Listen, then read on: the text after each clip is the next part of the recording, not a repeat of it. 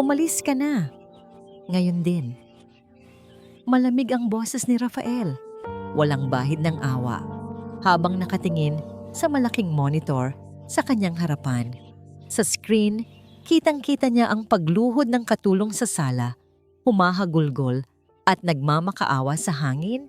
Hindi alam na ang kanyang amo ay nanonood mula sa isang madilim na kwarto sa itaas. Sir, parang awa niyo na po. Hindi ko po sinasadyang kunin yun. Kailangan lang po ng... Pinatay ni Rafael ang audio switch. Tumahimik ang kwarto. Hindi niya kailangang marinig ang mga dahilan. Para sa kanya, ang magnanakaw ay magnanakaw. At ang sino mang sumira sa tiwala niya ay walang puwang sa pamamahay na ito. Napahigpit ang hawak niya sa sandalan ng kanyang upuan. Ang nanginginig na kamay niya ay hindi dahil sa galit sa katulong, kundi dahil sa pamilyar na kirot sa kanyang dibdib, ang takot na muli na namang maloko. Sa mundong ito, lahat ay may presyo at lahat ay kayang magtraidor.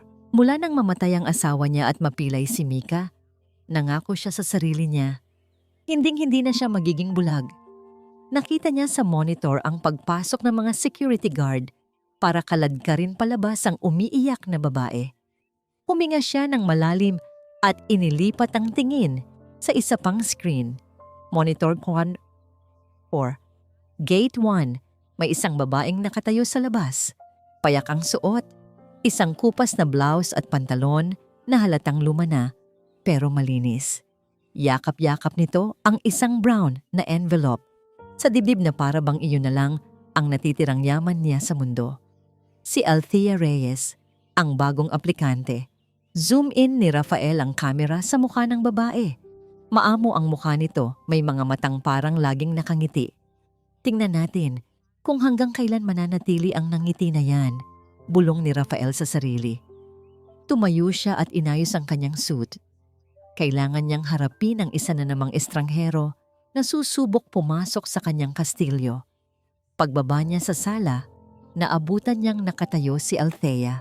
Agad itong yumuko nang makita siya, halatang kinakabahan. Ang mga kamay nito ay nanginginig ng bahagya habang hawak ang envelope. Sir Rafael, magandang umaga po. Hindi sumagot si Rafael.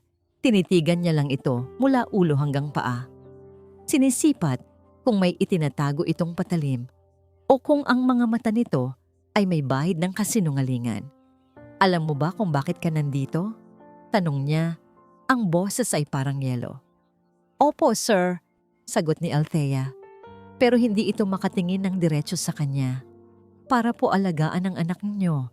Si Mika. Hindi lang pag-aalaga. Pagtatama ni Rafael, humakbang siya palapit. Sapat lang para maamoy ni Althea ang mamahalin niyang pabango na humahalo sa amoy ng sigarilyo. Maraming nagtangkang alagaan siya. Lahat sila sumuko. Lahat sila umalis. Tumingin siya ng diretso sa mga mata ni Althea. Ano ang meron ka na wala sila? Bakit kita tatanggapin kung ang huling yaya niya ay pinalayas ko lang 5 minuto ang nakaraan? Napalunok si Althea. Nakita ni Rafael ang takot sa mga mata nito. Pero may kung anong nagbago. Huminga ito ng malalim. At sa unang pagkakataon, sinalubong nito ang tingin niya. Dahil kailangan ko po ng trabaho, sir, at hindi po ako sumusuko basta-basta. Simple, walang buladas. Sumunod ka, utos ni Rafael. Dinala niya ito sa kwarto ni Mika sa unang palapag. Pagkabukas pa lang ng pinto, bumungad na ang amoy ng gamot at kulob. Nakaupo si Mika sa wheelchair, nakatalikod, nakatingin sa bintana na may rehas. Mika! Tawag ni Rafael. Dahan-dahang lumingon ang bata. Ang dati niyang masiglang anak ay wala ng buhay ang mga mata. Nang makita ni Mika si Althea, bigla itong nagbago. Kinuha ni Mika ang isang makapal na libro sa lamesa at buong lakas na ibinato ito papunta sa kanila. Umalis ka! Ayoko sayo! Sigaw ng bata. Bumagsak ang libro sa paanan ni Althea. Kung ibang tao iyon, siguro ay napatalon na sa gulat o tumakbo palabas. Si Rafael ay nanatiling nakatayo. Hinihintay ang reaksyon ni Althea. Hinihintay niyang umatras ito. Pero hindi gumalaw si Althea. Dahan-dahan itong yumuko. Pinulot nito ang libro.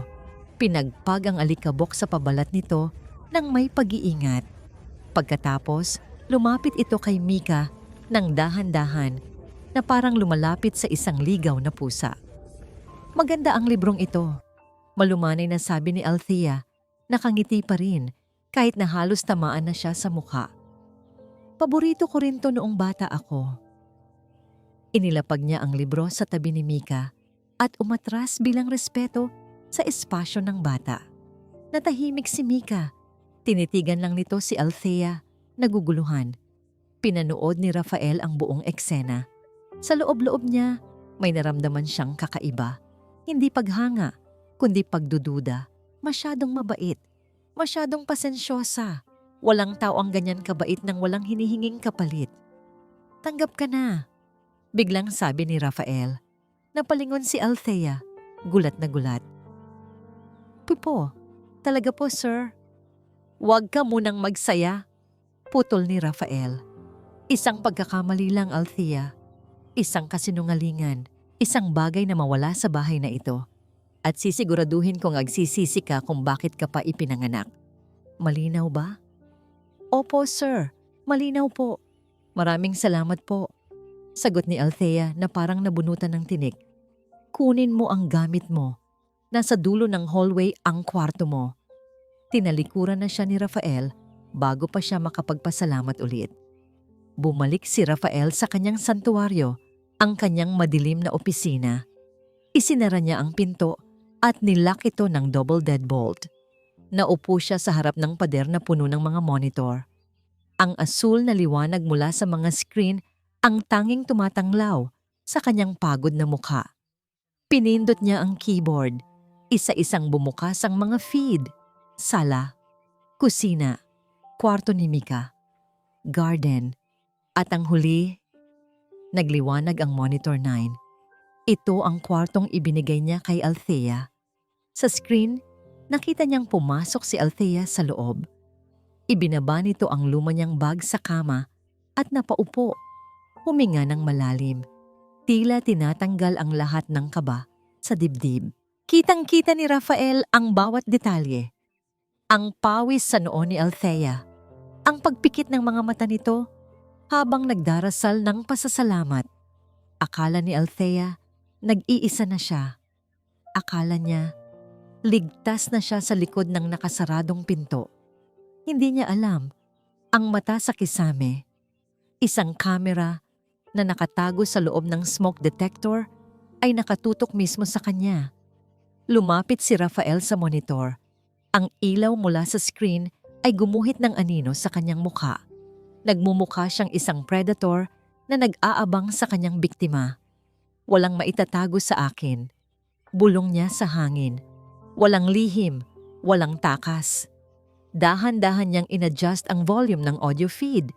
Ngayon, pati ang paghinga ni Althea ay naririnig na niya. Nagsimula na ang palabas. Maagang nagising si Althea.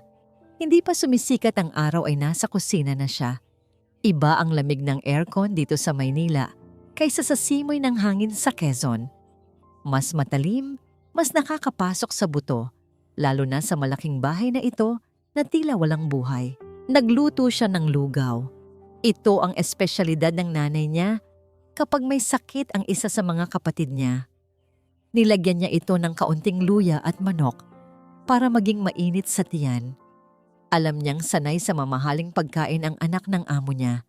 Pero naniniwala si Althea na walang tatalo sa pagkaing luto ng may pagmamahal.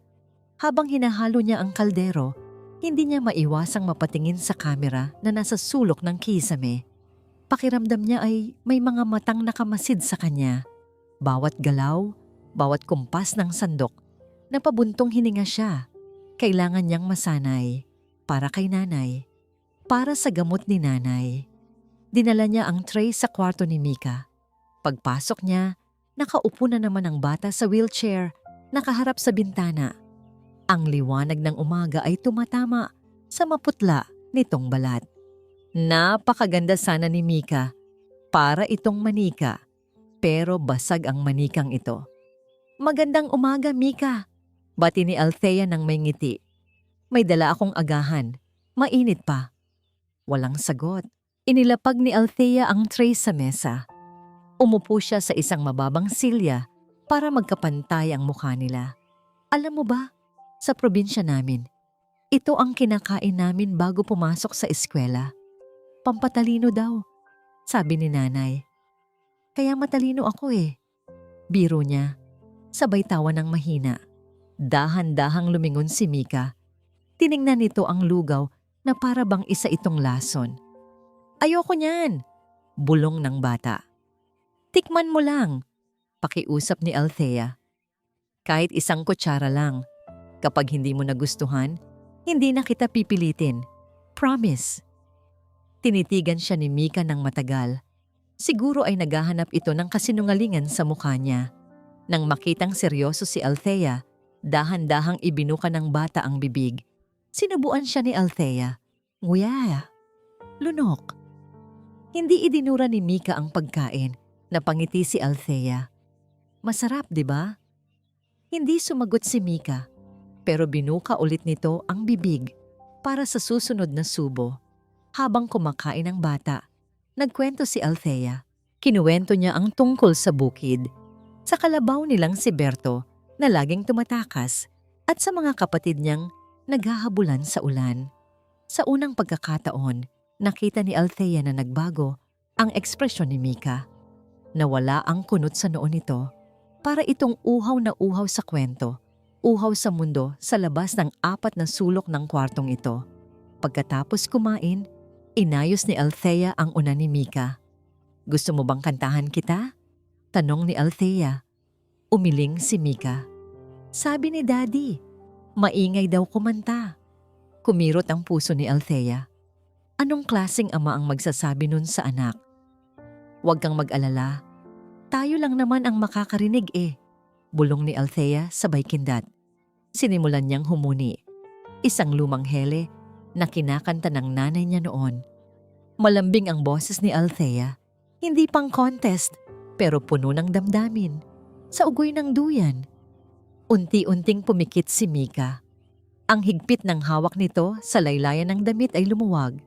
At doon, nasaksihan ni Althea ang isang milagro. Ang gilid ng labi ni Mika ay dahan-dahang umangat. Isang ngiti. Maliit, tipid, pero totoo. Napaluha si Althea. Ito ang dahilan kung bakit gusto niya ang trabahong ito. Ang makitang gumagaan ang loob ng mga taong nahihirapan. Itinuloy niya ang pagkanta, mas buo, mas damang-dama. Pumikit din siya, ninanamnam ang kapayapaan sa kwartong yon. Biglang bumukas ang pinto ng padabog. Napadilat si Althea. Napabalikwas si Mika sa gulat. Nakatayo sa pintuan si Rafael. Ang mukha nito ay hindi maipinta. Ang mga mata nito ay nanlilisik sa galit at ang mga ugat sa leeg ay lumalabas para siyang nakakita ng multo. "Sino?" Nanginginig ang boses ni Rafael pero puno ng panganib. "Sinong nagsabi sa iyong kantahin ang kantang yan?" Natigilan si Althea. "Sir, pinapatulog ko lang po si..." "Tumigil ka!" sigaw ni Rafael. Ang boses niya ay dumagundong sa buong kwarto. Lumapit siya kay Althea at hinawakan ito ng mahigpit sa braso. Halos mabaon ang mga daliri niya sa balat ng dalaga. "Wala kang karapatan," duro ni Rafael sa mukha niya. "Wala kang karapatang iparinig ang kantang yan sa bahay na ito. Layas, lumabas ka." Hila-hila siya ni Rafael palabas ng kwarto habang umiiyak si Mika sa takot sa likuran nila. Napahawak si Rafael sa kanyang sentido. Parang binibiyak ang ulo niya. Nasa loob na siya ng kanyang opisina, nakaupo sa dilim. Pero rinig pa rin niya sa kanyang isipan ang himig na yon. Sa ugoy ng duyan, ang kantang iyon. Iyon ang paboritong kantahin ng asawa niya kay Mika noong buo pa ang pamilya nila. Noong hindi pa niya alam ang totoo. Noong hindi pa niya nakikita ang mga lihim na mensahe sa cellphone nito. Bakit alam ng babaeng iyon ang kantang yon? Nanadya ba siya? O sadyang mapaglaro lang talaga ang tadhana? Kumuha siya ng baso at nagsali ng alak. Nanginginig ang kamay niya kaya tumapon ng kaunti sa mesa. Ininom niya ito ng diretsyo. Umaasang mapapaso ng alak ang alaala sa utak niya. Ang init ng alak ay gumuhit sa lalamunan niya. Pero hindi nito natunaw ang lamig sa dibdib niya. Bumukas ang pinto. Hindi na siya nagtaka kung sino. Isa lang ang taong may lakas ng loob pumasok nang hindi kumakatok. "Raf? Bakit ang dilim dito?" Si Olivia, ang kapatid ng asawa niya. Naka-business suit ito, amoy mamahaling pabango na pumupuno sa buong kwarto. Laging may dalang hangin ng pagiging superior, pero laging nagpapanggap na nagmamalasakit. "Gusto ko ng tahimik, Olivia," sagot ni Rafael nang hindi lumilingon. Lumapit si Olivia at naupo sa gilid ng mesa niya. Tiningnan nito ang monitor kung saan nakahinto ang video feed sa kwarto ni Althea. "Siya ba yung bago?" tanong ni Olivia. Sabay turo sa screen gamit ang kanyang manicured na kuko. "Mukhang galing sa bundok. Sigurado ka bang mapagkakatiwalaan yan?" "Kailangan ni Mika ng mag-aalaga," matabang na sagot ni Rafael. "Wala na akong choice." "Alam ko," malamig na sabi ni Olivia. Pero may talim ang bawat salita. Hinawakan nito ang balikat ni Rafael. "Pero alam mo naman ang mga ganyang klase ng tao, Raf. Magpapakitang tao. Magpapakabait. Gagamitin ang bata para makuha ang loob mo. At kapag nakuha na nila ang gusto nila, mananakaw na lang bigla. Pera, alahas. O baka pati ikaw." Napatiimbagang si Rafael. Tinabig niya ng mahina ang kamay ni Olivia. Nakamonitor ang bawat galaw niya. Wala siyang maitatago sa akin. Tumawa ng mahina si Olivia, isang tawang walang saya. "Camera? Raf, hindi nakikita ng camera ang nasa loob ng puso. Ang asawa mo, akala mo rin kilala mo siya, di ba? Pero tingnan mo ang nangyari. Sa huli, ikaw pa rin ang naiwan." Parang sinaksak si Rafael sa dibdib. Alam ni Olivia kung saan siya titirahin. Alam nito ang kahinaan niya. Ang takot na maging tanga ulit. "Umalis ka na," madiing utos ni Rafael. "Pagod ako." Tumayo si Olivia at inayos ang damit. "Sinasabi ko lang to dahil nag-aalala ako sa pamangkin ko. At sayo, huwag kang magpapaloko ulit, Rafael." Pagkaalis ni Olivia, naiwan si Rafael sa katahimikan. Ang mga salita nito ay parang lason na, unti-unting kumakalat sa utak niya. Tama siya. Lahat sila nagsisinungaling. Ibinalik niya ang tingin sa monitor. Nasa garden si Althea. Nakaupo ito sa ilalim ng puno ng mangga. Akala niya, nagpapahinga lang ito. Pero nang i-zoom niya ang camera, nakita niya ang pagkilos ng mga balikat nito. Umiiyak siya. Pinunasan ni Althea ang mga mata niya gamit ang likod ng kanyang palad. Kitang-kita ni Rafael ang lungkot sa mukha nito. Lungkot dahil sa sigaw niya kanina. Lungkot ng isang taong napahiya at walang matakbuhan. Nakaramdam ng kirot si Rafael. "Masyado ba akong naging marahas?" Pero biglang tumayo si Althea. Huminga ito ng malalim. Inayos ang buhok at pilit na ngumiti. Kinausap nito ang sarili. Bagaman walang audio sa garden, nabasa ni Rafael sa bibig nito ang sinabi niya. "Kaya mo yan, Althea." Para kay Mika. Pumasok ulit ito sa bahay, diretso sa kusina para maghanda ng merienda na parang walang nangyari. Nalito si Rafael. Bakit hindi siya umalis? Bakit hindi siya nagalit? Anong klaseng tao ang ngingiti pa rin pagkatapos ipagtabuyan? Nagpapanggap lang ba siya? Gaya ng sabi ni Olivia? Lumipas ang mga oras. Dumating ang gabi. Hindi makatulog si Rafael. Nakabantay lang siya sa mga monitor habang hinihilot ang kanyang sentido. Tahimik ang buong bahay.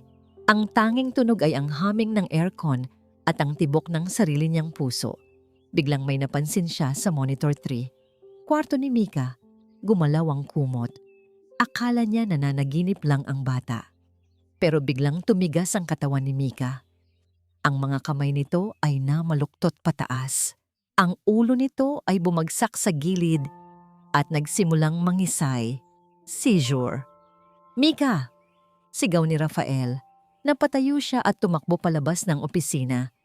Halos madapa siya sa hagdan. Ang puso niya ay kumakalabog sa takot. Hindi pwede. Hindi ulit. Pagdating niya sa pinto ng kwarto, binuksan niya ito ng padabog. Pero nanigas siya. Ang nakita niya ay hindi lang ang pangingisay ng anak niya. Ang nakita niya ay ang imahe ng nakaraan. Ang duguang katawan ni Mika sa loob ng wasak na kotse.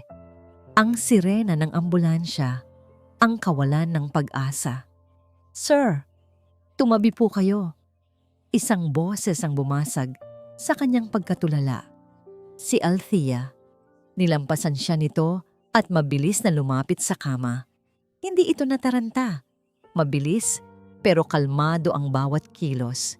Inihiga ni Althea si Mika ng patagilid. Niluwagan ang damit nito. Tinanggal ang mga unan sa paligid para hindi tumama ang ulo ng bata sa headboard ng kama. "Shh! Andito lang si ate. Ligtas ka, Mika! Ligtas ka!" Bulong ni Althea habang hinahawakan ng marahan ang ulo ng bata. Hindi pinipigilan ang panginginig, kundi sinisigurado lang na hindi ito masasaktan. Nakatingin lang si Rafael mula sa pintuan. Ang mga kamay niya ay nanginginig at nanlalamig. Gusto niyang tumulong. Gusto niyang yakapin ang anak. Pero ang trauma ay parang kadena na pumipigil sa kanya. Pakiramdam niya ay isa siyang maliit na bata na nanonood ng isang bangungot. "Sir! Oras!" Sigaw ni Althea, hindi tumitingin sa kanya. Ang boses nito ay may awtoridad na hindi niya inaasahan. "Anong oras nag-start ang seizure?" Napakurap si Rafael. Bumalik siya sa kasalukuyan. Tiningnan niya ang relo niya, pero malabo ang paningin niya dahil sa pawis at luhang nangingilid. Hindi ko alam." Garalgal niyang sagot. Ang boses ng makapangyarihang CEO ay naging boses ng isang talunan. Hindi na nagtanong ulit si Althea. Tumingin ito sa wall clock at mabilis na nagbilang. "Okay lang, Mika. Andito si ate. Hinga, baby. Hinga." Lumipas ang ilang minuto na parang habambuhay. Dahan-dahang humupa ang panginginig ni Mika. Ang paghinga nito ay naging malalim at regular. Ang mahigpit na pagkuyom ng mga palad nito ay lumuwag. Nakatulog ito dahil sa pagod. Pinunasan ni Althea ang pawis sa noo ng bata gamit ang laylayan ng damit niya. Inayos niya ang kumot. Sinigurado niyang komportable ang posisyon ni Mika. Pagkatapos, dahan-dahan siyang tumayo at humarap kay Rafael. Doon lang naramdaman ni Rafael ang panghihina ng tuhod niya. Napasandal siya sa hamba ng pinto. Siya ang ama. Siya ang dapat nagpoprotekta. Pero sa sandaling iyon, siya ang naging walang silbi. Tiningnan siya ni Althea. Inasahan ni Rafael na makikita niya ang panghuhusga sa mga mata nito. Inasahan niyang sasabihin nitong wala kang kwentang ama. Pero wala siyang nakitang galit. Wala ring panunumbat. Ang nakita niya ay pagod at awa. "Okay na po siya, sir," mahinang sabi ni Althea. "Babantayan ko po siya buong gabi. Magpahinga na po kayo." Tumalikod si Rafael at mabilis na naglakad palayo. Hindi niya kayang tagalan ng tingin na yon. Hindi niya kailangan ng awa ng isang katulong. Pagbalik niya sa kanyang opisina, isinara niya ang pinto at sumandal dito. Habol ang hininga. Tumingin siya sa monitor. Nakita niyang nakaupo si Althea sa sahig sa tabi ng kama ni Mika. Hawak-hawak nito ang kamay ng bata. Hinahaplos ito ng marahan habang humuhuni ng pamilyar na kanta. Sa screen, mukhang payapa ang lahat. Mukhang isang tunay na ina si Althea na nagbabantay sa kanyang anak. Pero sa mata ni Rafael, iba ang nakikita niya. Nakikita niya ang isang estranghero na nagtagumpay sa kung saan siya nabigo. Nakikita niya ang isang babae na unti-unting pumapasok sa buhay nila, sa mga puwang na pilit niyang isinasara. At iyon ang pinakamatinding panganib sa lahat. Dahan-dahang inilapit ni Rafael ang mukha sa screen. "Hindi ako pwedeng magtiwala sa iyo, Althea." Bulong niya sa dilim parang isang sumpa. Dahil sa sandaling magtiwala ako, mawawala ka rin. Pinatay niya ang ilaw sa opisina, pero ang mga mata sa monitor, ang mga mata ni Althea ay nanatiling nakadilat, tila nakatingin diretso sa kaluluwa niya. Galit ang langit ngayong gabi. Kanina pa nakadungaw si Althea sa bintana ng kwarto ni Mika. Ang ulan ay parang mga latigo na humahampas sa salamin at ang hangin ay humahagulgol na parang isang batang inagawan ng laruan. Signal number 3, niyakap ni Althea ang sarili. Sanay siya sa bagyo sa Quezon. Doon kapag bumabagyo, nagsisiksikan silang mag-anak sa maliit nilang sala. Nagkukwentuhan habang kumakain ng mainit na nilagang saging. Maingay, magulo, pero mainit. Dito sa mansyon, iba ang pakiramdam. Masyadong malaki ang bahay, masyadong maraming espasyo para sa takot. Lumingon siya kay Mika. Nakabaluktot ito sa ilalim ng makapal na comforter, nakatakip ang unan sa tenga. "Huwag kang matakot, Mika," bulong ni Althea habang nauupo sa gilid ng kama. Hinaplos niya ang likod ng bata. "Ulan lang yan. Didiligan lang niya ang mga halaman sa garden." Isang matalim na kidlat ang gumuhit sa langit. Kasunod ang kulog na yumanig sa buong bahay at biglang namatay ang ilaw. Nabalot ng dilim ang kwarto. Ang tanging tunog ay ang malakas na ulan at ang pag-iyak ni Mika. "Mama! Mama!" sigaw ng bata. Agad na niyakap ni Althea si Mika. "Shh! Andito si ate. Andito ako.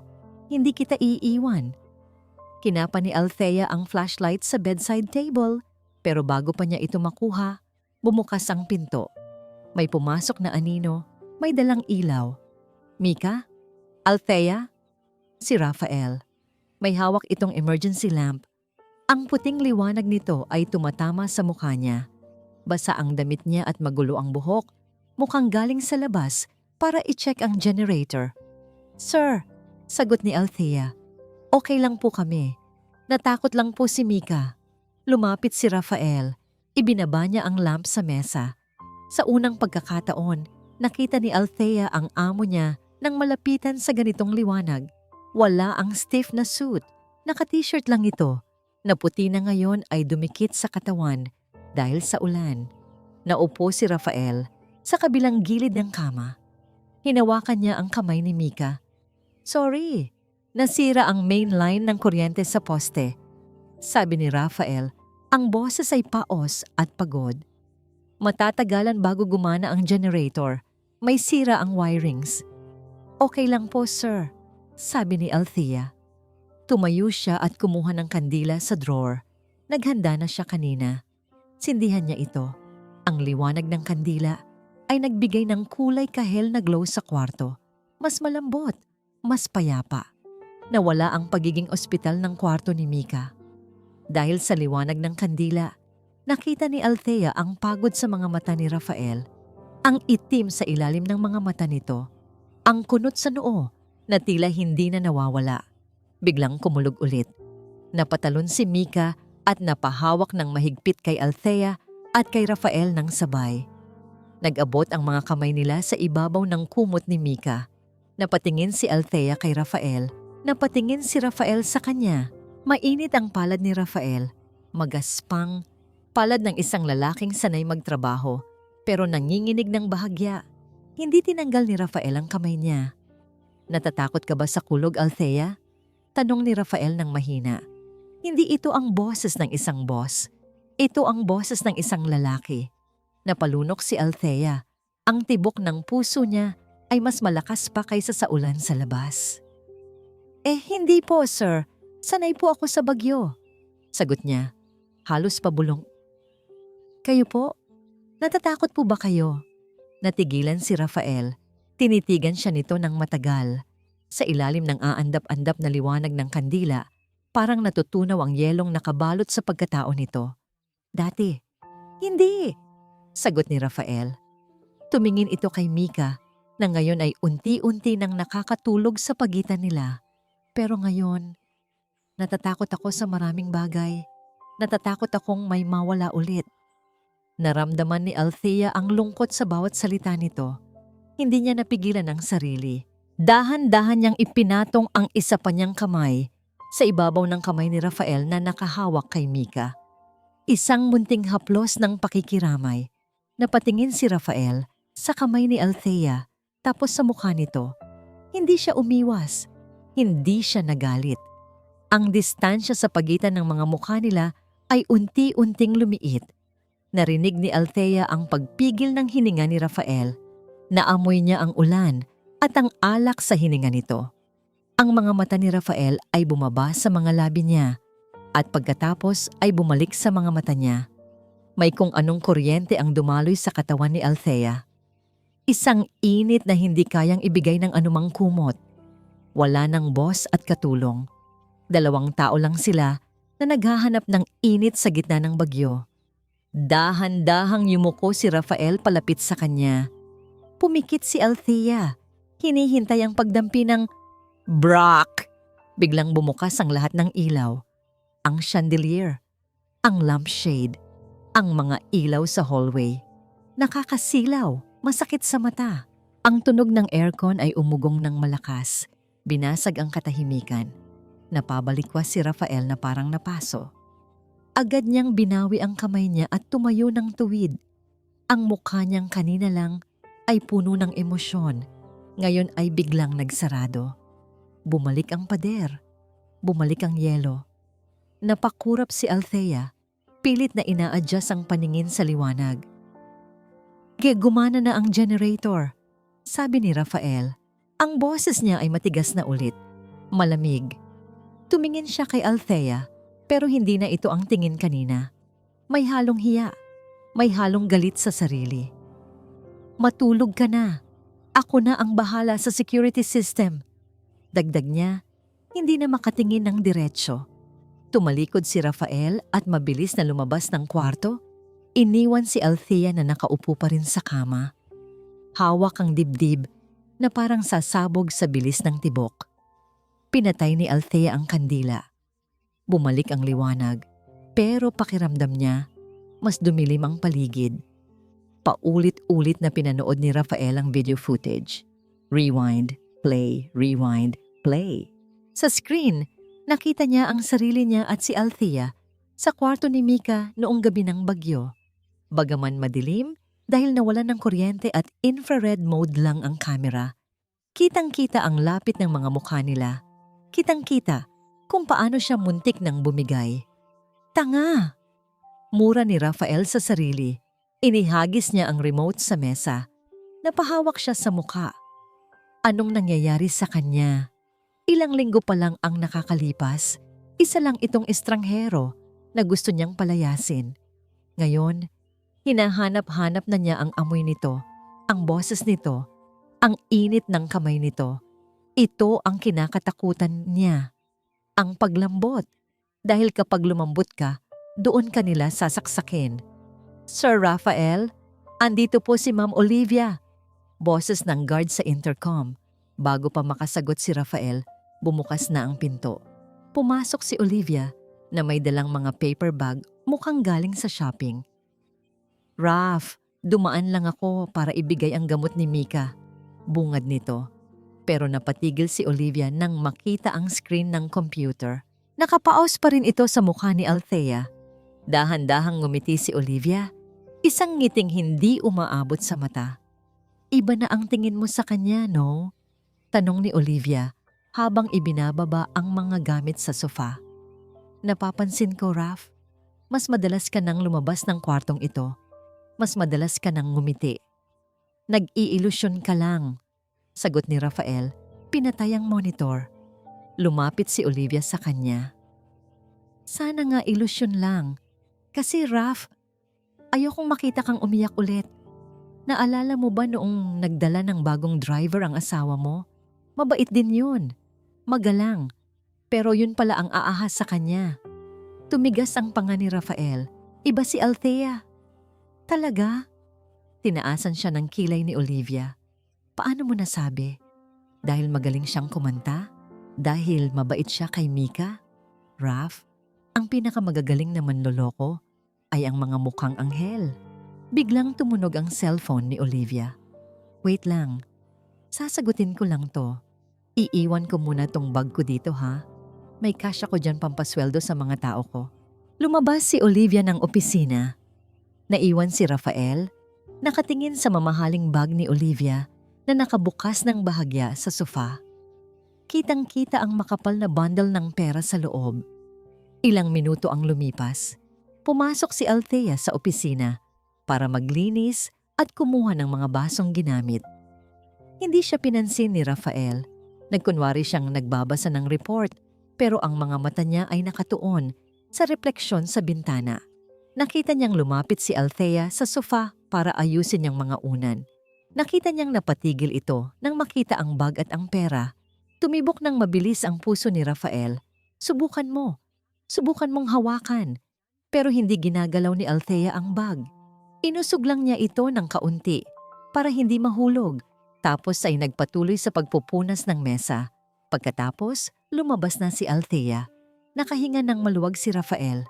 Sabi ko na nga ba, mapagkakatiwalaan siya. Bumalik si Olivia, nakangiti. Okay na, tara. Check ko lang si Mika tapos aalis na ako. Sabi nito, sabay dampot sa bag niya. Pero biglang nagbago ang mukha ni Olivia. Binuksan niya ang bag, hinalungkat ang loob. Teka, nasaan na yon? Kumunot ang noo ni Rafael. Ang alin? Yung isang bundle ng pera. 10,000 yon, Raf. Nandito lang yun kanina. Sigaw ni Olivia, natataranta. Tumingin ito kay Rafael nang may halong akusasyon. Sino ang pumasok dito noong wala ako? Nanlamig si Rafael. Si Althea. Pero nandito ako, Olivia. Wala siyang kinuha. Sigurado ka? Hamon ni Olivia. Nakatingin ka ba sa kanya buong oras? O baka naman masyado kang tiwala, kaya hindi mo napansin ang bilis ng kamay niya? Agad na binuksan ni Rafael ang CCTV footage. Pinanood nila ang pagpasok ni Althea. Sa video, nakatalikod si Althea sa kamera habang inaayos ang sofa. Nakaharang ang katawan niya sa bag. Hindi kita kung may kinuha siya o wala. Ayan, turo ni Olivia. Blind spot, Raf. Nakaharang ang katawan niya. Ang galing. Alam niya kung saan pupwesto para hindi makita ng kamera. Hindi. Iling ni Rafael. Pero may kung anong gumuhit na duda sa utak niya. Bakit nga ba siya tumalikod sa kamera? Huwag kang magbulag-bulagan. Sigaw ni Olivia. Subukan mo siya, Raf. Kung wala kang gagawin, mauubos ang yaman mo bago mo pa mamalayan. Umalis si Olivia. Nagalit na galit. Iniwan si Rafael na nakatulala sa monitor. Ang tiwalang nabubuo niya ay parang kastilyong buhangin na tinangay ng alon sa isang iglap.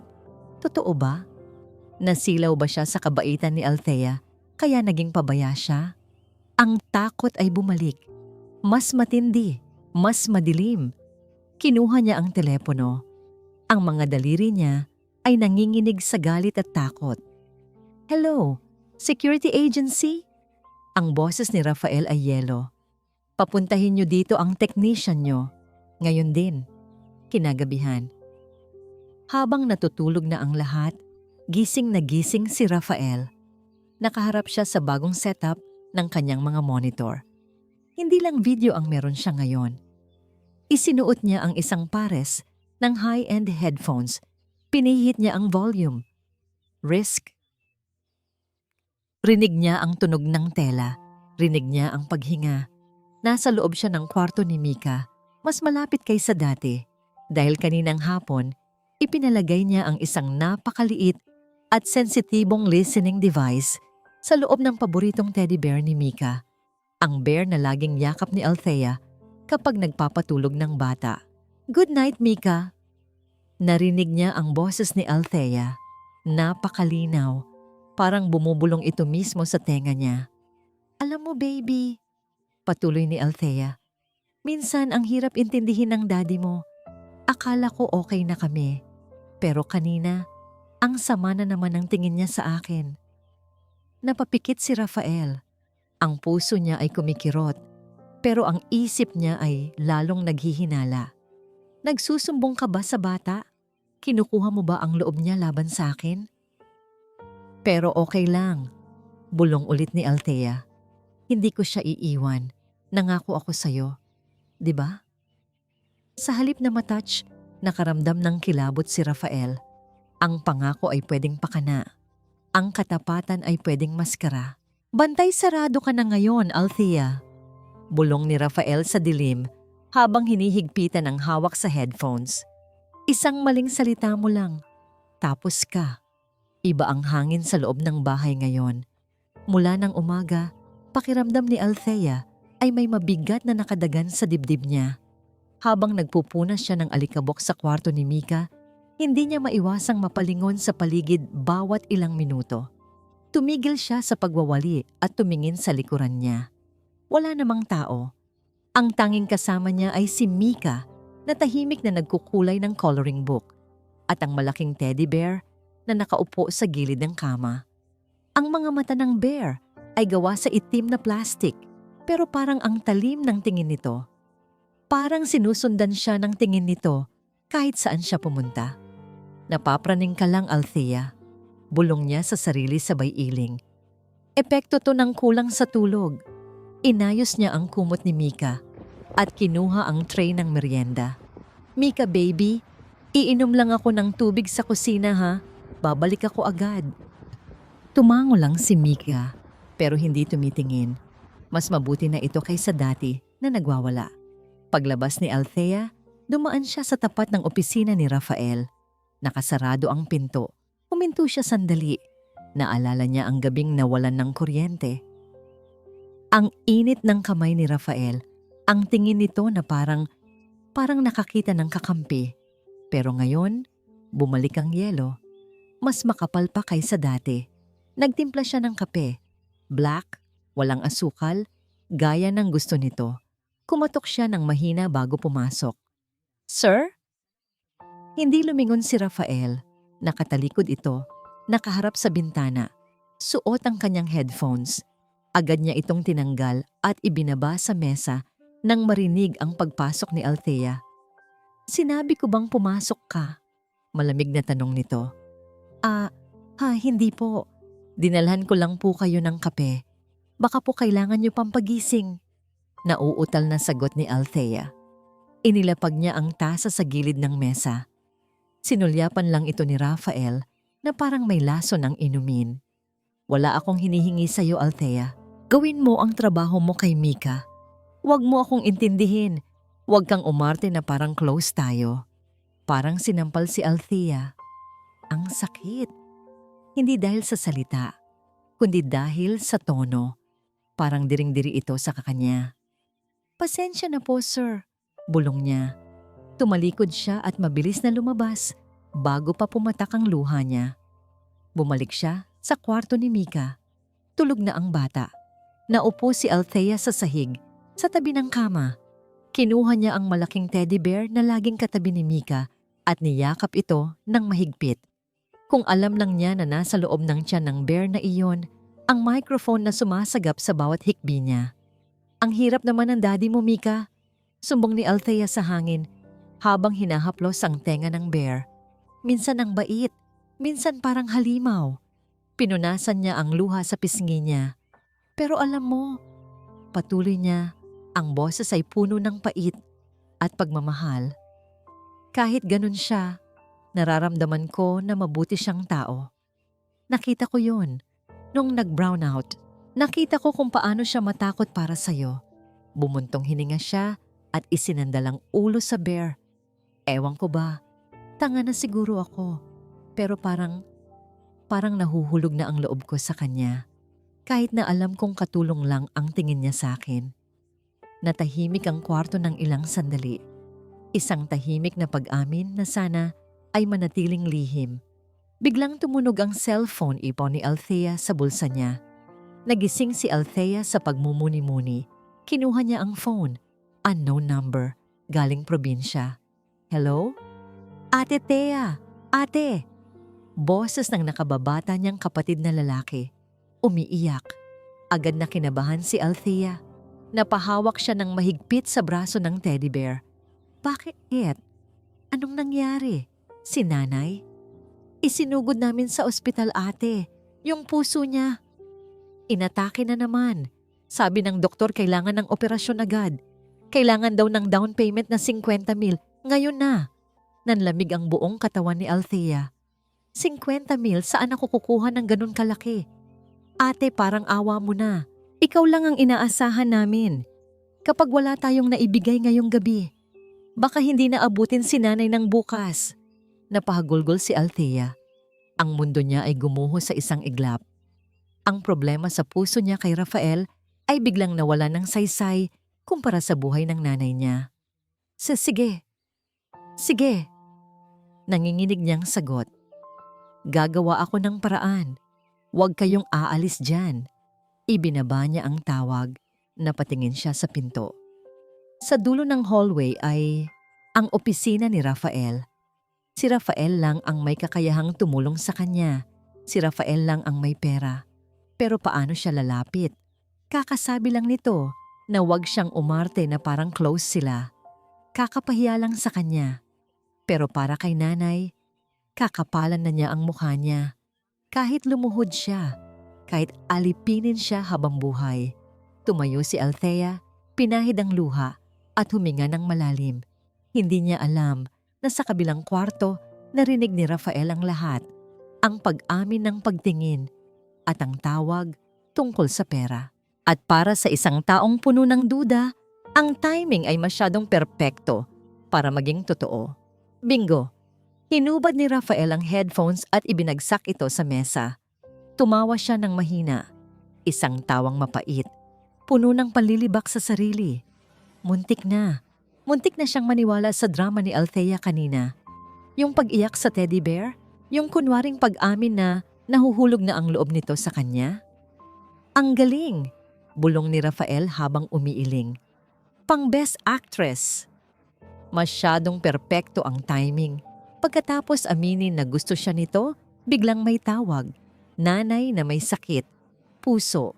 50,000. Agad-agad. Ito ang classic script ng mga manloloko. Kunin ang simpatiya ng biktima, tapos ilatag ang problema. Hihintayin na lang nito na mag-offer siya ng tulong. O di kaya, gumawa ito ng sariling paraan. Tumayo si Rafael at lumapit sa wall painting. Hinawi niya ito at binuksan ang hidden safe. Tumunog ang mga pindutan habang ini-enter niya ang code. Bumukas ang bakal na pinto. Sa loob, nakasalansan ang mga bundle ng pera. Kumuha siya ng isang makapal na envelope. 50,000. Eksaktong halaga na kailangan daw nito. Bumalik siya sa mesa. Inilagay niya ang envelope sa ibabaw ng mga papeles. Sinadya niyang iwan itong nakabukas ng bahagya, sapat para sumilip ang kulay ng pera, pero mukhang naiwan lang dahil sa pagmamadali. Tiningnan niya ang CCTV camera sa kisame. Gumagana. Pinindot niya ang intercom. Althea, tawag niya. Ilang sandali lang, sumagot ang dalaga. Yes po, sir. Basag ang boses nito. Halatang katatapos lang umiyak. Aalis ako. May emergency meeting. Linisin mo ang opisina ko. Ngayon din, ayokong makakita ng kahit isang alikabok pagbalik ko. Opo, sir. Papunta na po. Pinatay ni Rafael ang intercom. Kinuha niya ang susi ng kotse at lumabas ng opisina. Pero hindi siya umalis ng bahay. Dumiretso siya sa security room sa basement. Ito ang kwartong walang ibang nakakaalam kundi siya. Dito nakikita ang lahat. Umupo siya sa harap ng monitors. Ang puso niya ay kumakalabog. Hindi dahil sa kaba, kundi sa excitement. Sa wakas, mapapatunayan na niyang tama siya. Na lahat ng tao ay pare-pareho. Sa screen, nakita niyang bumukas ang pinto ng opisina. Pumasok si Althea. Namumugto ang mga mata nito. Magulo ang buhok. Mukhang pasa ng daigdig. Nagsimula itong magpunas ng mesa. Dahan-dahan, matamlay. Tapos, nahagip ng mata nito ang envelope. Nag-zoom in si Rafael sa camera. Kitang-kita ang paglaki ng mga mata ni Althea. Huminto ito sa pagpupunas. Tinitigan nito ang pera. Lumingon ito sa pinto para siguraduhing walang tao. Sige, bulong ni Rafael. Nakakuyom ang kamao. Kunin mo. Kunin mo para matapos na to. Para mapalayas na kita. Nakita niyang nanginginig ang kamay ni Althea habang inaabot ang envelope. Hinawakan ito ni Althea. Bumuntong hininga ito ng malalim. Pumikit. Tumulo ang luha sa pisngi nito. Yakap-yakap nito ang envelope sa dibdib na parang ito ang sasagot sa lahat ng dasal niya. Alam ni Rafael na kailangan nito ng pera. Alam niyang desperada ito. Ito na ang sandali. Ilalagay na niya sa bulsa. Tatakbo na siya. Napangisi si Rafael. Huli ka. Pero biglang iminulat ni Althea ang mga mata niya. Umiling-iling ito. Parang nakikipagtalo sa sarili. Ibinaba ni Althea ang envelope sa mesa. Hindi sa bulsa, kundi sa mesa. Inayos niya ang pera sa loob para hindi ito nakakalabas. Sinara niya ang flap ng envelope. Pagkatapos, inilagay niya ito sa gitna ng mesa at pumatong ng isang mabigat na paperweight sa ibabaw para hindi liparin ng hangin. Kumuha siya ng sticky note at ballpen. Nagsulat siya ng mabilis. Pagkatapos ay nagpatuloy siya sa paglilinis ng opisina. Pinunasan ang mga libro, inayos ang mga silya at lumabas ng kwarto na parang walang nangyari. Natulala si Rafael. Ang nanggisi sa labi niya ay unti-unting nawala. Napalitan ito ng pagkalito. Bakit hindi niya kinuha? Walang nakatingin. Walang makakaalam. Desperada siya. Diba? Dali-daling tumayo si Rafael at tumakbo pabalik sa opisina. Pagpasok niya, amoy lemon ang buong kwarto. Malinis, maayos. Nasa gitna ng mesa ang envelope. Nilapitan niya ito. Kinuha niya ang sticky note na nakadikit sa ibabaw. Binasa niya ang sulat kamay ni Althea. Sir, naiwan niyo po ito na nakabukas. Tinabi ko po sa ilalim ng paperweight para safe. Ingat po kayo. Napaupo si Rafael sa kanyang swivel chair. Hawak niya ang papel. At sa unang pagkakataon, sa loob ng mahabang panahon, nakaramdam siya ng isang bagay na mas masakit kaysa sa pagtatraidor. Hiya. Nahiya siya sa sarili niya. Hinuhusgahan niya ang isang taong walang ibang ginawa kundi magpakatotoo habang siya itong nag-aasal demonyo na nag-aabang ng pagkakamali ng iba. Tiningnan niya ang pera. 50,000. Barya lang ito sa kanya. Pero para kay Althea, buhay ito ng nanay niya. At mas pinili nitong ibalik ito kaysa nakawin. Napasandal si Rafael at tinakpan ang kanyang mukha.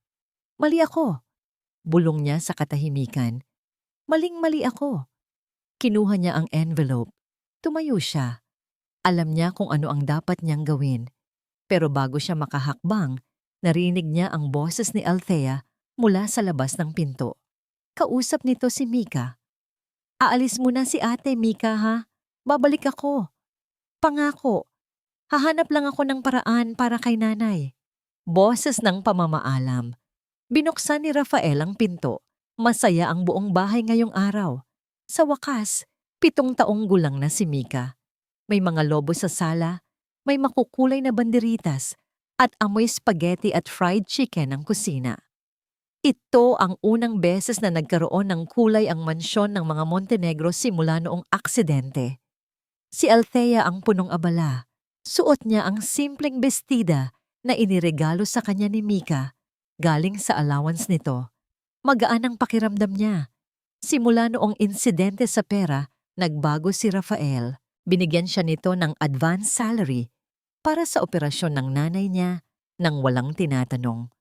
Naging mas mabait ito. Mas madalas ngumiti. Pakiramdam ni Althea, tinatanggap na siya nito.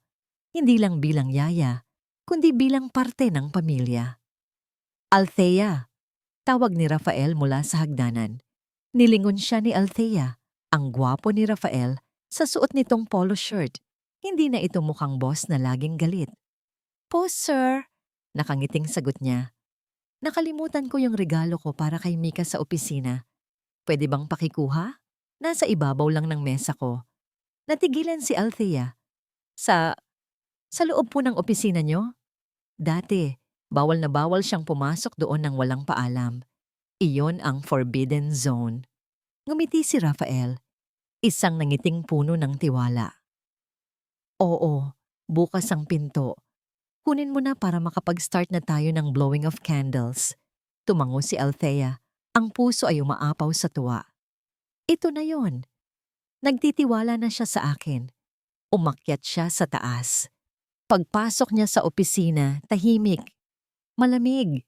Iba ang hangin dito kumpara sa saya sa baba. Nakita niya agad ang isang maliit na box na may ribbon sa ibabaw ng mesa. Kinuha niya ito. Aalis na sana siya, pero nasagi ng siko niya ang computer mouse sa gilid ng mesa. Click. Umilaw ang malaking monitor sa harap niya. Naka-sleep mode lang pala ito. Napapikit si Althea sa biglaang liwanag. Nang imulat niya ang mga mata niya, nanlaki ito sa gulat. Hindi wallpaper o trabaho ang nasa screen. Isa itong dashboard ng isang security system. Dose ng maliliit na kwadro. Sala, kusina, garden, at ang kwarto niya. Nakita ni Althea ang sarili niyang kwarto sa screen. Kitang-kita ang kama niya, ang cabinet niya, pati ang maliit na altar kung saan siya nagdadasal gabi-gabi. Nabitawan niya ang regalo. Bog. Hindi siya makahinga. Bakit? Bakit may kamera sa loob ng kwarto niya? Nanginig ang mga kamay niya. Napatingin siya sa gilid ng screen. May nakabukas na audio file player. Ang file name, Olivia Convo Recording WAV. Dahil sa kaba at pagkalito, o baka dahil gusto niyang malaman ang totoo, napindot niya ang play button. Umaling-awngaw ang boses ni Rafael sa speakers. Malinaw, matigas. Huwag kang mag-alala, Olivia. Alam ko ang ginagawa ko. Sumagot ang boses ni Olivia sa recording. Baka naman nai-inlove ka na sa katulong na yan, Raf? Tumawa si Rafael sa recording. Tawang nakakakilabot pakinggan. In love? Sa kanya? Sagot ng boses ni Rafael. Huwag kang magpatawa. Binili ko lang ang serbisyo niya. Isa siyang investment para gumaling si Mika. Kapag magaling na ang anak ko, itatapon ko rin siya. Alam mo naman ako, hindi ako nagtitiwala sa mga taong patay gutom sa pera. Namuti ang paningin ni Althea para siyang sinampal ng paulit-ulit, kaliwat kanan. Ang mga salitang yon.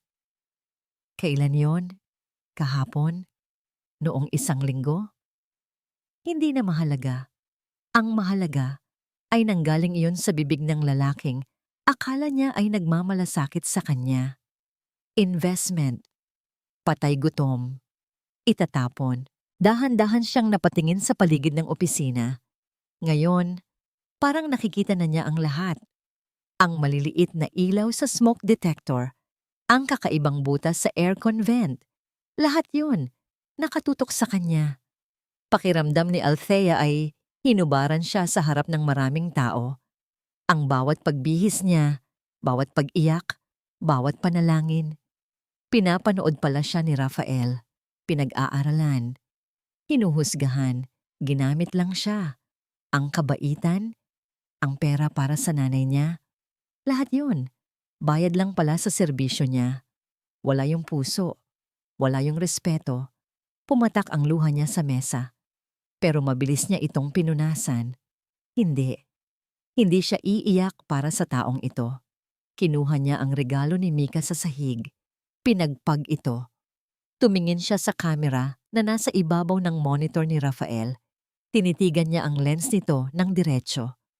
Kung nanonood ka ngayon, Rafael, panoorin mo kung paano madudurog ang puso mo.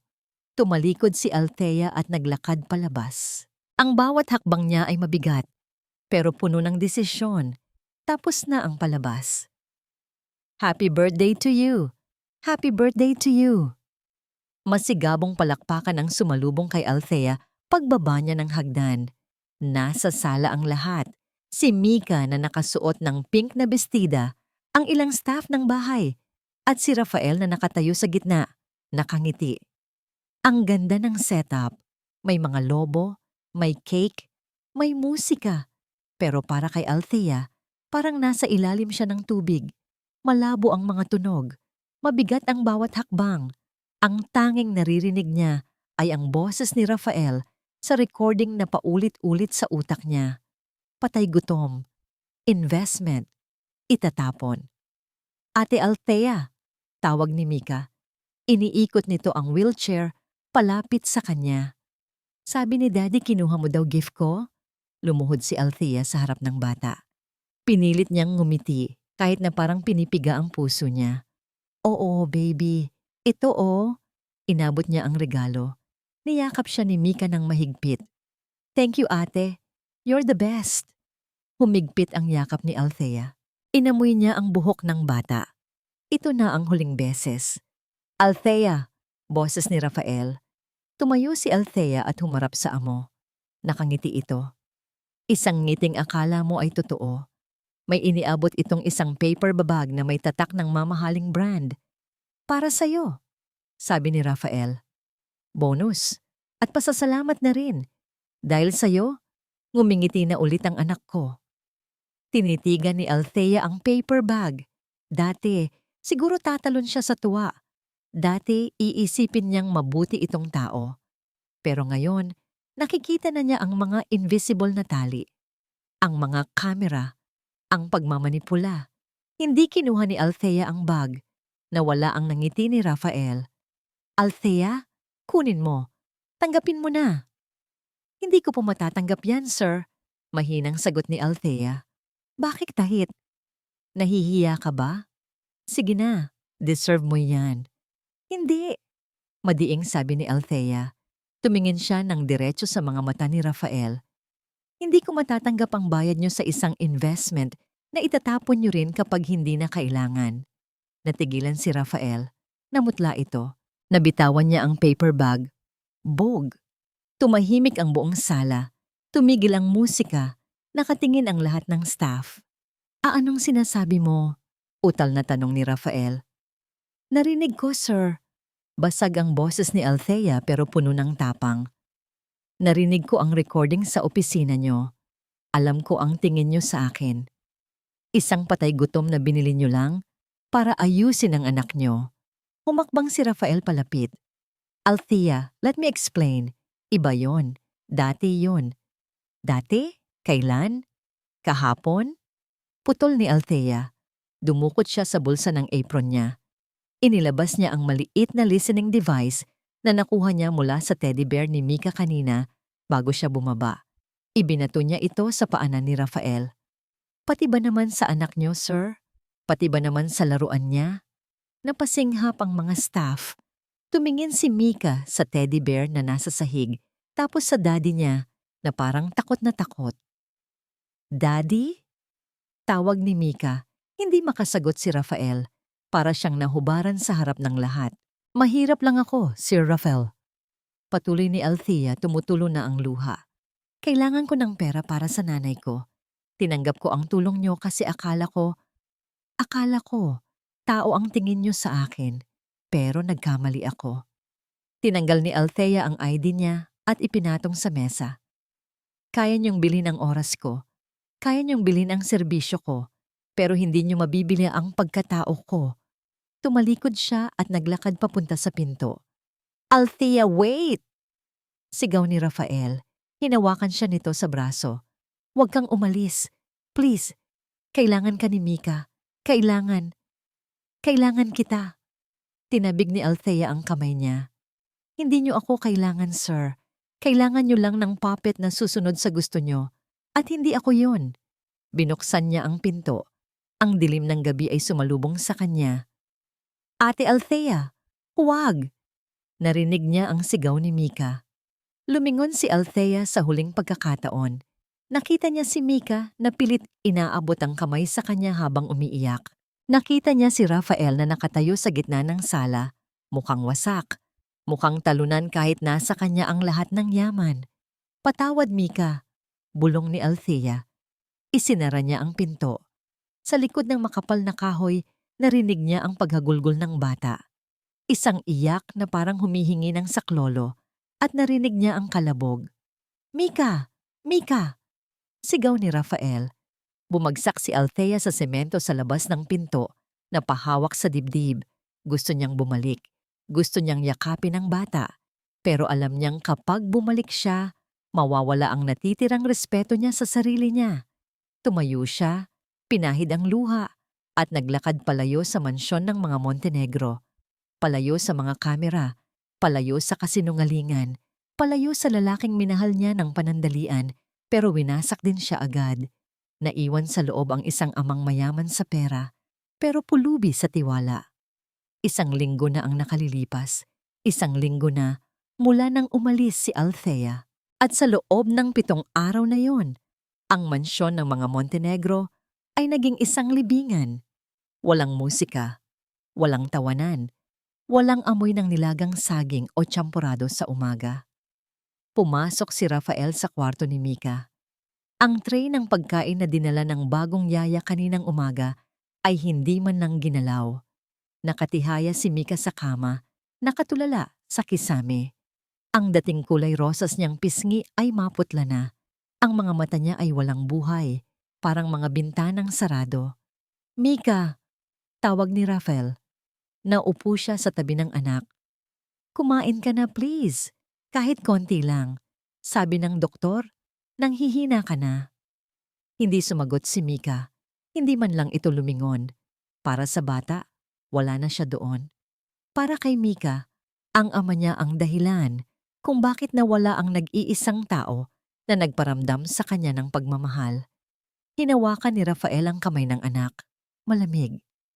"Anak, ginawa ko lang naman yon para protektahan ka," paliwanag ni Rafael, bagaman alam niyang hungkag ang mga salitang iyon.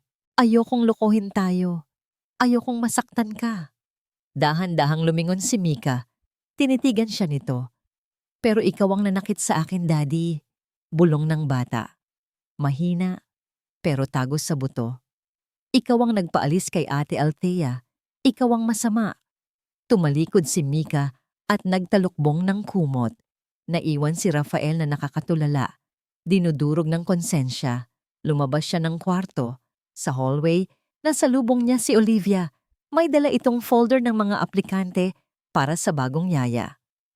"Raf, may nahanap na akong kapalit," masiglang sabi ni Olivia.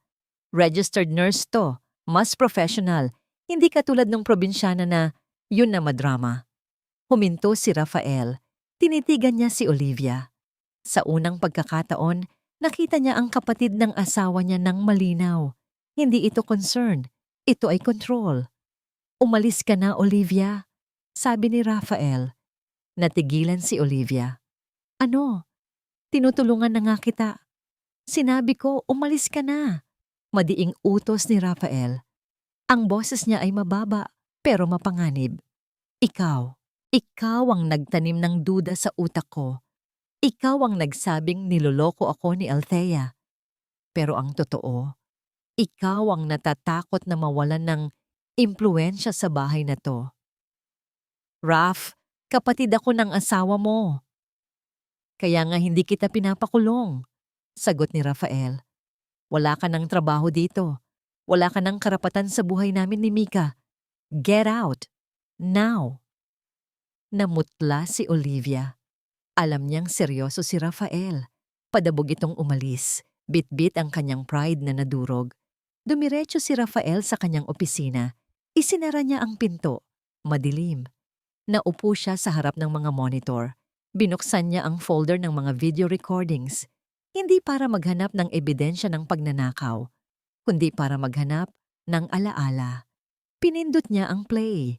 Sa screen, nakita niya si Althea na nagpapatulog kay Mika. Kumakanta. Rewind. Si Althea na tumatawa habang nagluluto. Rewind. Si Althea na nakatingin sa kamera noong gabing may bagyo, ang gabing muntik na silang maghalikan. Ang tingin nito ay puno ng pag-asa, puno ng pagmamahal, at sinira niya ang lahat ng yon dahil sa isang recording na na-misinterpret niya at dahil sa bulong ng iba. "Ang tanga mo, Rafael." Hagulgol niya. Napayuko siya sa mesa. Ang lalaking kinatatakutan ng mga empleyado, ang lalaking may milyon-milyon sa bangko, ay umiiyak na parang bata. Wala ang pera niya kung wala ang kaligayahan ng anak niya. Wala ang yaman niya kung ang puso niya ay parang disyerto. Biglang pumasok ang private doctor ni Mika. Nag-angat ng ulo si Rafael, pinahid ang luha. Doc, kamusta siya? Seryoso ang mukha ng doktor. Mr. Montenegro, officially walang sakit si Mika. Pero sumusuko na ang katawan niya. She's depressed, severe depression. Kung hindi ito maaagapan, baka bumigay ang puso niya dahil sa stress at lungkot. Nanlamig si Rafael. Anong kailangan kong gawin? Dadalhin ko siya sa States? Sa pinakamagandang ospital? Umiling ang doktor. Hindi gamot ang kailangan niya, sir. Kailangan niya ng dahilan para lumaban. Kailangan niya yung taong nagpapasaya sa kanya. Alam ni Rafael kung sino ang tinutukoy nito. Tumayo siya. Tumingin siya sa mga monitor na nakapalibot sa kanya. Ang mga matang naging kulungan niya at ng pamilya niya. Kumuha siya ng pliers sa drawer. Lumapit siya sa main server ng CCTV. Crick! Pinutol niya ang unang wire. Crick! Crick! Pinutol niya ang lahat. Namatay ang mga screen. Naging itim ang lahat. Wala nang mata. Wala nang espiya. Tapos na ang pagtatago. Sabi ni Rafael sa sarili. Kinuha niya ang susi ng kotse. Hindi ang susi ng luxury SUV, kundi ang susi ng luma niyang pickup truck na matagal nang hindi nagagamit. Kailangan niyang magpakumbaba. Kailangan niyang suyuin ang babaeng winasak niya. Kahit na ipagtabuyan siya nito. Kahit na lumuhod siya sa putikan. Susunduin niya si Althea. 6 na oras. 6 na oras na nagmaneho si Rafael mula Manila hanggang sa liblib na baryo sa Quezon. Ang luma niyang pickup truck ay puno ng putik. Ang likod niya ay sumasakit, pero hindi niya iniinda. Wala ito kumpara sa sakit na ibinigay niya kay Althea. Huminto siya sa tapat ng isang maliit na bahay. Semento ang kalahati, kahoy ang itaas. May mga paso ng halaman sa harap na gawa sa lumang lata ng biskwit. Bumaba si Rafael. Hindi siya nakasuot ng suit. Naka-t-shirt lang siya at maong na pantalon.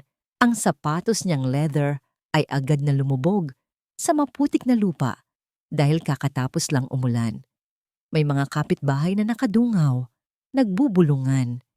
Tinitingnan siya na parang isang alien na naligaw sa planeta nila. Huminga siya ng malalim. Ang puso ng isang CEO na kayang magpasunod ng libo-libong empleyado ay ngayoy kumakabog sa takot sa harap ng isang simpleng pintuan. Kumatok siya. Tao po? Ilang sandali lang, bumukas ang pinto. Isang matandang babae ang lumabas. Si Nanay Sita, ang nanay ni Althea. Namumutla ito, halatang galing sa operasyon, pero matalim ang tingin. Anong kailangan mo? Tanong ng matanda. Alam na nito kung sino siya. Naikwento na siguro ni Althea ang lahat. Magandang hapon po, Nay. Gusto ko po sanang makausap si Althea. Magalang na sagot ni Rafael. Wala kaming kakausapin na Montenegro. Sagot ni Nanay Sita. Binayaran mo na ang operasyon ko, di ba? Bayad na ang anak ko sa serbisyo niya. Wala na kayong utang sa isa't isa. Umalis ka na. Akala ni Rafael, sasaraduhan siya ng pinto, pero biglang lumabas si Althea mula sa likuran ng ina niya. Natigilan si Rafael. Ang payat ni Althea. Malungkot ang mga mata nito. Pero nang magtama ang paningin nila, nagbago ang ekspresyon nito.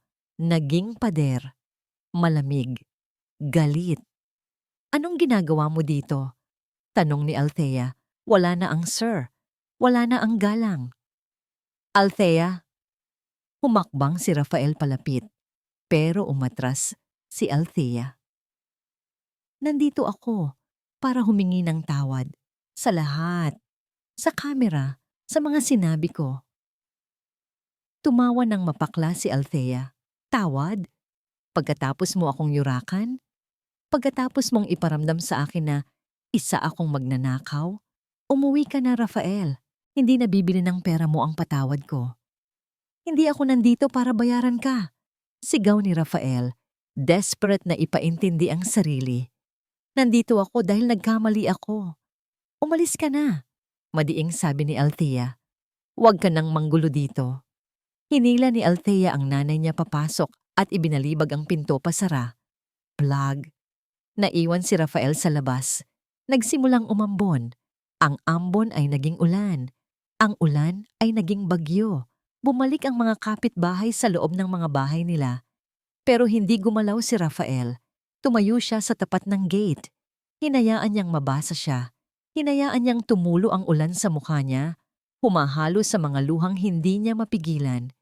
Lumipas ang oras. Dumilim ang paligid. Nangangatog na siya sa ginaw. Ang putik ay abot na sa sakong niya. Gutom. Uhaw. Pagod. Ito ang nararamdaman ng mga taong hinusgahan niya noon. Ang pakiramdam ng walang-wala. Sa loob ng bahay alam niyang nakadungaw si Althea. Hindi siya aalis. Kahit abutin siya ng umaga. Kahit magkasakit siya. Ito lang ang tanging paraan para ipakita na totoo siya. Na hindi siya ang boss na naguutos, kundi isang lalaking nagmamakaawa. Kinaumagahan. Tumila na ang ulan, pero makulimlim pa rin. Nakatayo pa rin si Rafael, pero halos bumagsak na siya. Namumutla ang mga labi niya. Bumukas ang pinto. Lumabas si Althea. May dalang payong, pero hindi ito nakabukas. Lumapit ito sa gate. Ang mukha nito ay hindi nagalit, kundi naaawa. Ano bang gusto mong patunayan? Tanong ni Althea. Na kaya mong magtiis? Na matigas ka? Tumingin si Rafael sa kanya. Ang mga mata niya ay mapula at pagod. Dahan-dahan, nanghihina man, lumuhod si Rafael sa maputik na lupa. Lumuhod ang isang Montenegro sa harap ng isang Reyes. Napasinghap si Althea. Rafael, tumayo ka dyan. Patawarin mo ako, Althea. Garalgal na sabi ni Rafael, nakayuko, hindi makatingin. Natakot ako. Natakot akong magtiwala ulit dahil akala ko lahat ng tao sasaktan lang ako. At si Mika, nabulag ako ng takot ko. At sa sobrang takot ko, nasaktan ko ang nag-iisang tao na nagmahal sa amin ng totoo. Tumulo ang luha ni Rafael sa putik. Hindi ako nandito bilang amo mo. Nandito ako bilang isang ama at isang lalaking nagsisisi. Nanatiling tahimik si Althea. Naririnig ni Rafael ang paghikbi nito. Nag-angat ng tingin si Rafael. Alam kong galit ka at tanggap ko kung hindi mo ako mapapatawad. Pero Althea, dumukot siya sa bulsa niya.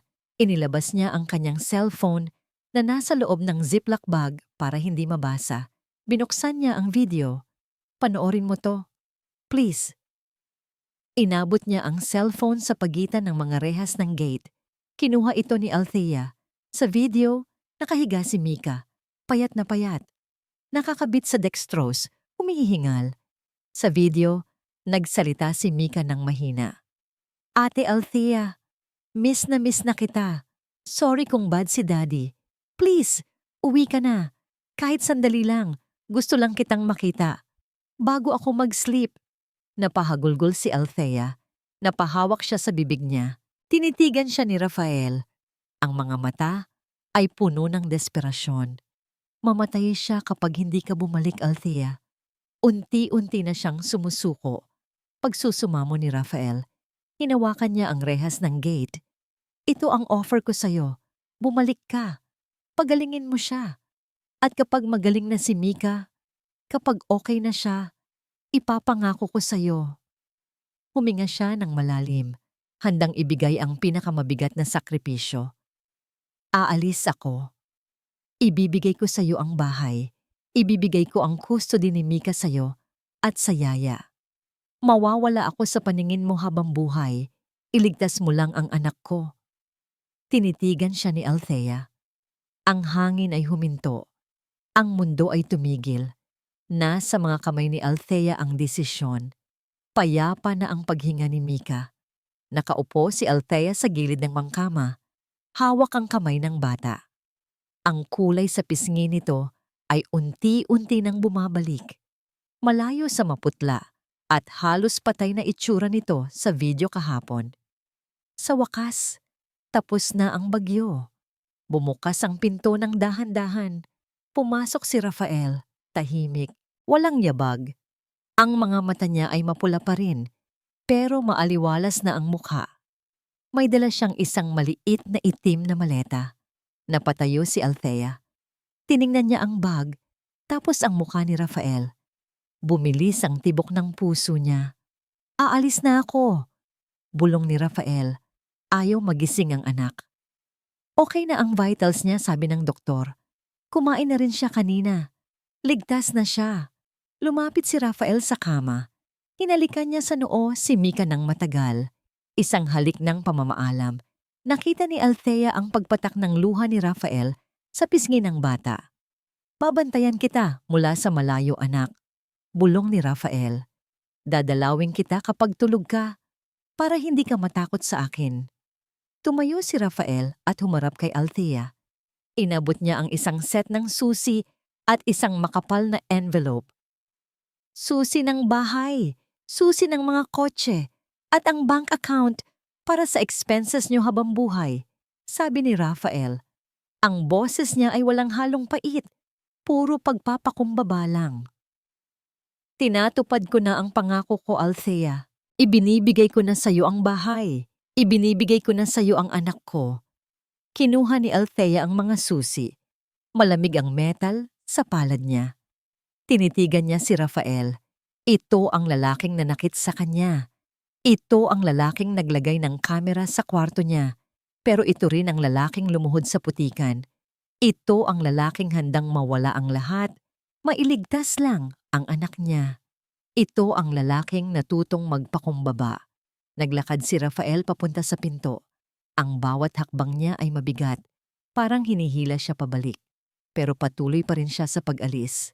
Hinawakan ni Rafael ang doorknob. Salamat, Althea. Huling sabi niya nang hindi lumilingon. Salamat sa pagbabalik ng ilaw sa bahay na to. Binuksan niya ang pinto at humakbang palabas. Saan ka pupunta? Napatigil si Rafael. Lumingon siya. Nakatayo si Althea sa gitna ng kwarto, mahigpit ang hawak sa mga susi. Tutupad sa usapan, sagot ni Rafael. Lalayo ako para hindi na kayo masaktan. At sa tingin mo ba magiging masaya si Mika kapag nalaman niyang umalis ka dahil sa kanya? Tanong ni Althea. Ang boses niya ay nanginginig. Yumuko si Rafael. Mas mabuti na yon kaysa lumaki siyang takot sa sarili niyang ama. Nagbago ka na, Rafael, sabi ni Althea. Humakbang siya palapit. Ang lalaking kinatatakutan ko noon, wala na siya. Iniwan mo na siya doon sa putikan sa Quezon. Tiningnan siya ni Rafael, naguguluhan. Althea. Inilagay ni Althea ang mga susi sa palad ni Rafael at isinara ang mga daliri nito. Hindi ko kailangan ng bahay na walang haligi. Matapang na sabi ni Althea. Kailangan ni Mika ng ama. At ako. Huminga siya ng malalim. Tinatanggal ang huling bahid ng pride sa puso niya. At ako, kailangan ko ng isang lalaking marunong ng magtiwala. Nanlaki ang mga mata ni Rafael. Binibigyan mo ako ng chance pagkatapos ng lahat ng ginawa ko? Ang tiwala, Rafael, ay hindi ibinibigay ng buo agad-agad. Pinaghihirapan yan, sagot ni Althea nang may maliit na ngiti. Pero handa akong subukan kung handa kang magsimula ulit ng walang kamera. Bumagsak ang maleta mula sa kamay ni Rafael. Sa isang iglap, niyakap niya si Althea. Mahigpit, puno ng pagsisisi at pasasalamat. Niyakap din siya ni Althea pabalik.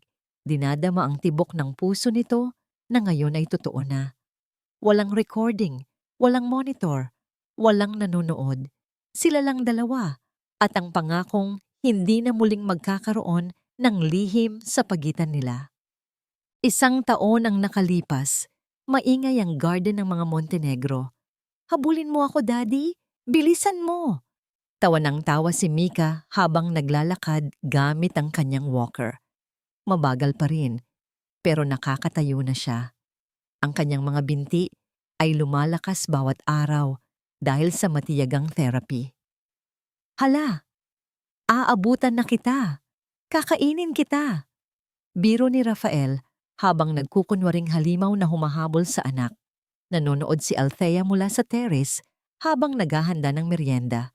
Ang buhok niya ay mahaba at maaliwalas. Hindi na siya naka-uniforme, suot niya ay isang simpleng dress at sa daliri niya ay may kumikinang na simpleng singsing.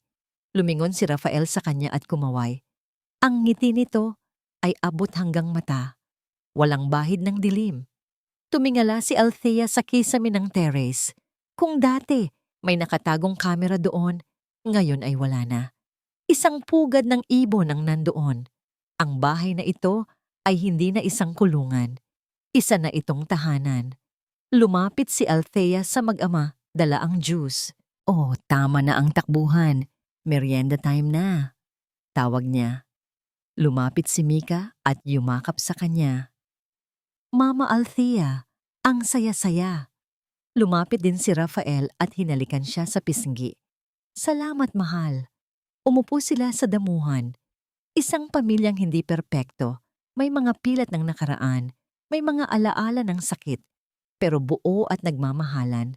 Natutunan ni Rafael na ang pagmamahal ay hindi pagbabantay sa bawat galaw, kundi pagtitiwala na babalik sila sa iyo kahit hindi mo sila nakikita. At natutunan ni Althea na ang pagpapatawad ay hindi kahinaan, kundi ang pinakamatibay na pundasyon ng pag-ibig. Sa ilalim ng maaliwalas na langit, wala nang kailangan pang maging saksi. Sapat na ang kanilang mga puso.